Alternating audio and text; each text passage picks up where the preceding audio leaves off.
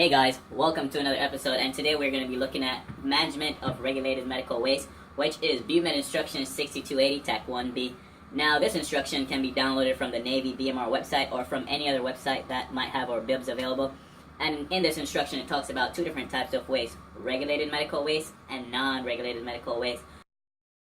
Non-regulated medical waste is waste produced from basic diagnosis, treatment, therapy, or medical research of patients. Yes, patients. And it is kept or treated just like regular trash, so no further processing is needed. We just talked about non-regulated medical waste. Let's talk about regulated medical waste for a minute. Now, regulated medical waste is generated as a direct result of diagnosis, treatment, or immunization of humans and or animals, and these have to be treated with a bit more care, because it could cause disease or illnesses, adverse health effects. You know, it could spread a shit ton of crap, pardon my language, around if not treated properly. Now, RMW, our commanders, commanding officers, or officers in charge, have to make sure that we comply with the state or local laws, or SOFA, which is when in Rome type deal. SOFA is the status of force agreement. So if I'm in your country and you dispose of it this way, I can't tell you, well, this is how we dispose of ours, so we're going to do it our way. It's a when in Rome type deal. RMW have all the crap you don't want to see in your trash, like vaginal secretions, semen, blood, caked up dried blood, all that sorts. Under RMW, we have 9 groups, and these groups, if you're in doubt, could help you remember or determine whether or not this belongs in regulated medical waste or non-regulated medical waste. So Group 1 is cultures, stocks, and vaccines. Group 2 is pathological waste. Group 3 is blood and blood products. Group 4 and 7 is used and unused sharps. Group 5 is animal waste. Group 6 is isolation waste. Group 8 is all other waste, and then Group 9 is chemotherapy waste. So I'm going to do a quick story real quick, and this is just a way to help us remember the 9 groups of RMW. What? Alright, cool. I can do it. I got it. Cool. So, imagine I'm like super stupid, and I got exposed. I had to get vaccinated because I got exposed to some pathological waste. With this pathological waste, they had to use a lot of blood and blood products. I hate used and unused sharps, but that's what they had to use to sick me. 5, that pathological waste was animal waste. 6, it was so bad that I had to get isolated. 8, from all others. And then 9, now I'm on chemotherapy. So that's just a little story to help you remember it. You could just do it your own way, so that's what I got. So to wrap this up, we are going to do a did you know type session real quick, just to like compress a bit of the information. Oh, dang, that thing tastes nasty.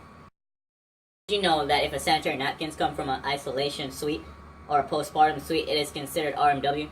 Did you know that RMWs are separated at the point of origin? Did you know that RMWs should be placed in a labeled red bag with the biohazard symbol on it? It should at least be 3 millimeters thick.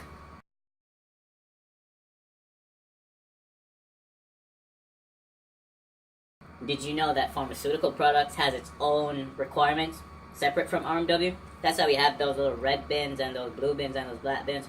Red bin is for RMW. For us in our hospital, blue bins is for narcotics, and then the black bins is for everything else.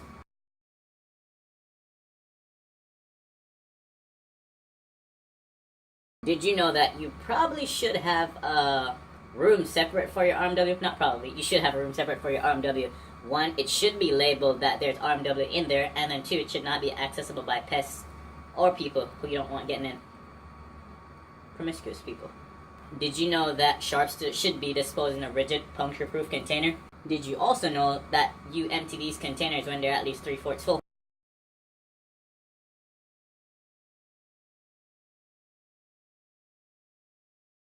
Did you know you do not transport RMW in chutes or dumbwaiters?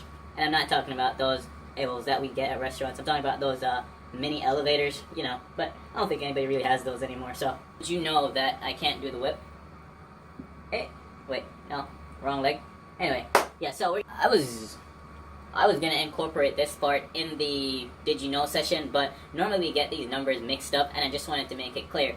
So first of all, if you're gonna transport RMW, you keep those paperwork for 2 years.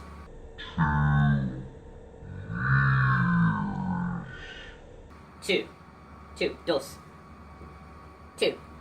And then second of all, these are the numbers that I want you to get for storage.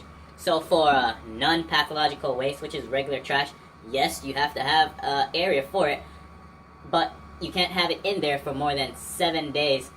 W, if not processed, must be frozen if stored more than 24 hours, but you're not allowed to have it for more than 30 days. So just think about it as raw meat. One, I don't want my meat out of the freezer for 24 hours.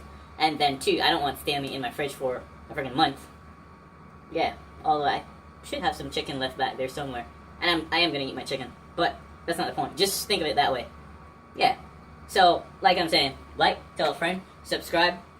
You know, I'm doing this thing. I'm trying it out. Let me know what you think. And, hit me up. Call me back. I'm on Facebook. I'm on, well, yeah. Thanks. Thanks for watching.